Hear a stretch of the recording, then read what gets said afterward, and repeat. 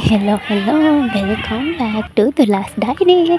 මම දුල්මි හිමාංශිකා. ඉතින් ඔයාලා දන්නවනේ මේ vlog එක ඔයාලට ගේනවද නැද්ද කියලා ගොඩාරියක් කල්පනා කරලා තමයි ඉතින් අරන් ආවේ.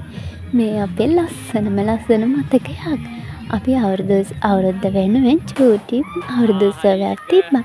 ඒක තිබ්බේ අපේ ගෙදර අයයි ගෙදර අයයි එකතු වෙලා. තව එහා ගෙදර මල්ලි කෙනෙකුත් ආවා ඖෂධ කියලා. ඉතින් අපි ඉස්සෙල්ලාම බැලුම් පුපුරන තරඟයෙන් තමයි පටන් ගත්තේ. අපේ නංගි තමයි පළවෙනියා. අයියලාගේ තාත්තා දෙවෙනියා. මට හිනාව වැඩි කමට මට බැලුමවත් පුම්බ ගන්න බෑ. ඒ තරම් හිනාව. රසවත් මතක කොටාරියක් තියෙනවා මේ vlog එකේ. මම දැන් මේ වොයිස් කරද්දී මට මාර හිනා සතුටුයි වගේම මේ මතකේ ගැන. ඊට පස්සේ ඉතින් අපි ලෑස්ති වුණේ ටොපියා හිඳින්න. ටොපියා හිඳීමේ තරඟේ මම තුන්වෙනියා. අයියලාගේ නංගි තමයි දින්නේ. එයාලගේ නංගි ටොපි 24ක් හිඳලා තිබ්බා.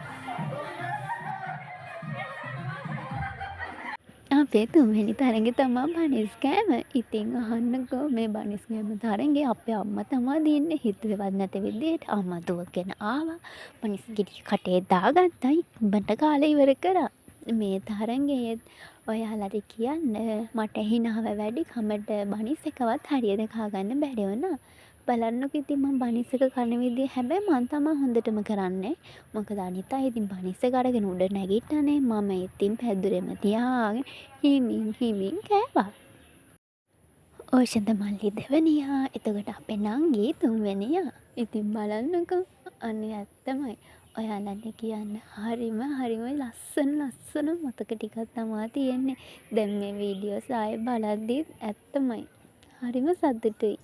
ඔයාලත් ඉතින් මේ වගේ පුංචි අවුරුදු උත්සවයක් තියලා බලන්නකෝ. ලස්සන මතක ගොඩක් අපේ මතක පොතට එකතු කරගන්න පුළුවන් එතකොට. මම අර කියමනක් තියෙනවනේ අපේ සතුට තියෙන්නේ අපි ළඟමයි කියලා. අපි හිතුවට සතුට කියන්නේ මහා ලොකුට වියදම් කරලා සල්ලි වියදම් කරලා ගන්න ඕන දේවල් කියලා. එහෙම නෙවෙයි. අපේ ජීවිතේ ලස්සනට සතුට එකතු කරගන්න පුළුවන් හරිම පුංචි දේවල් වලිනුත්. තම තමන්ගේ ජීවිතවල සතුට තීරණය වෙන්නේ තම තමන් විඳින විදිය අනුව.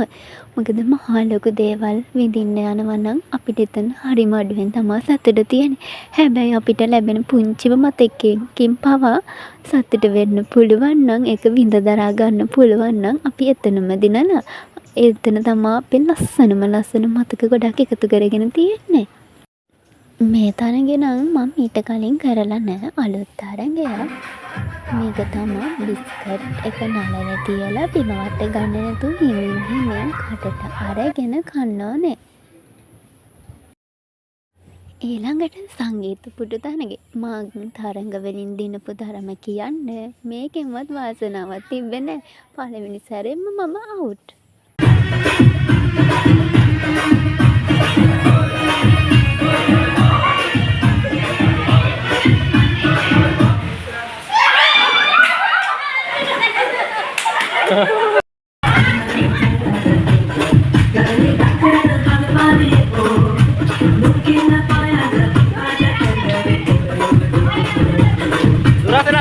Durasela.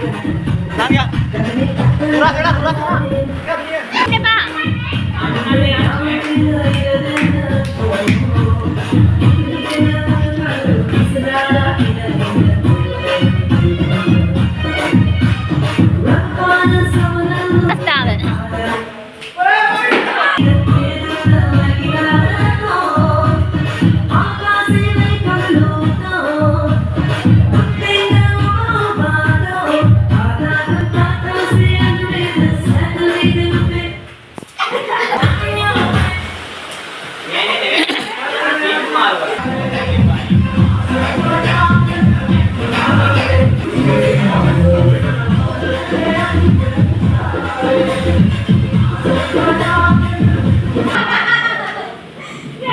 අනේ ඉතින් මද විරාමයකට පස්සේ නැවතත් දුලාස් ඩයරියේ කටහඬ. ඉතින් ඊළඟ තරඟේ උන්නේ බැලුන් ඩාන්ස් එක. අම්මයි අයියලාගේ අම්මා. ඒතකොට අම්මලා දෙන්න තමයි එක කපල් එකක්. එතකොට අනිත් කපල් එක ඕෂධ මල්ලි අපේ බට්ටි. එතකොට තුන්වෙනි කපල් එක තමා නෑනලා දෙන්නා. ඒ කියන්නේ අයියලාගේ නංගි මයි.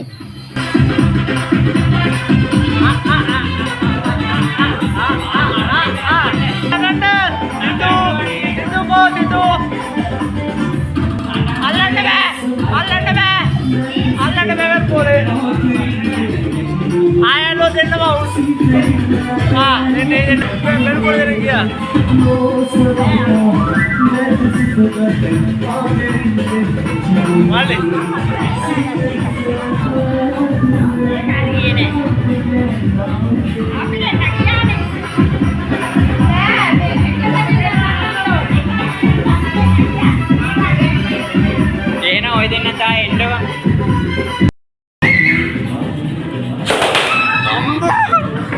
මේ තමා මරුම හැමෝම ගවන පුපුරලා මම ඔයාලට කියන්න බැලුම ගත්ත පුපුරලත් වාඩි වෙලා ඉන්නවා පුපුරුණා කිය.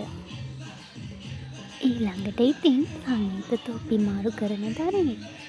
ඒක අපි හැමෝම ඉඳලා අවසාන තිත්ත දුන්නේ අම්මයි මායි නංගි මල්ලි.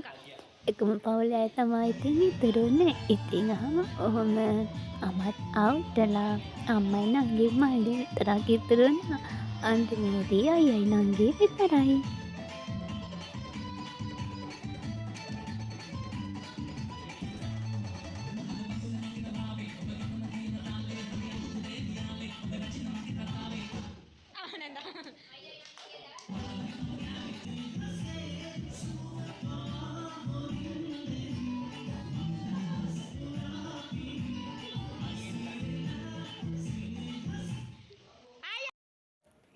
ඊළඟට ඉතින් කාසිය සෙවීමේ තරඟ තමා තිබ්බේ.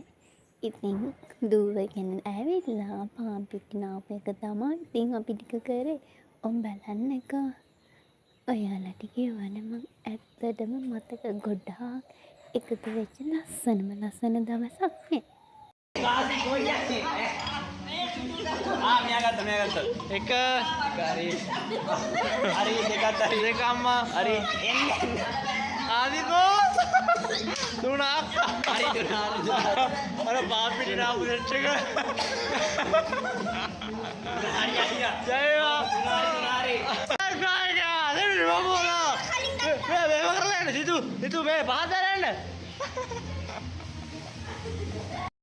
අපේ අවුරුදු උත්සවය ඉවර වෙලා තෑගි බෙදලා දෙන අවස්ථාව තමා මේ ඉතින්. තෑගි නම් ඉතින් චුටි කෑම තමා හම්බුනේ. බිස්කට් එතකොට පෙබල්ස් රොකට් ඒ වගේ තෑගි තමයි. ඒත් ඉතින් හරිම සතුටුයි. තෑග්ගට වඩා වටින්නේ ලැබිච්ච විනෝදේ මතක ගොඩනේ. මාරි දෙකයි.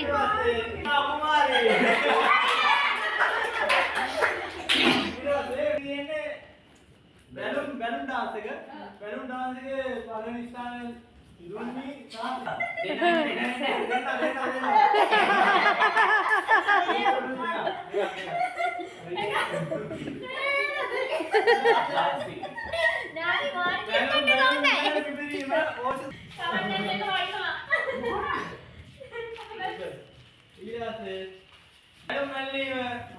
ඔයාලා එක්ක බෙදා ගන්න බැරි වෙච්ච තාලෙකුත් තිබුණානේ. ඒක තමා තරගෙට බීම.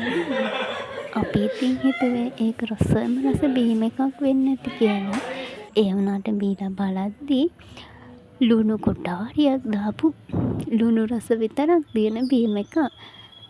ඔක්කොම ටික බොන කණ්ඩායම තමා දිනන්නේ. එහෙනම් අතට ගිහින් එන්නම් මතක පොතේ ලස්සන දවසක් ඉවරයි. කමෙන්ට් එකක් දාම් සබ්ස්ක්‍රයිබ් කරන් යන්කෝ. බයි බයි.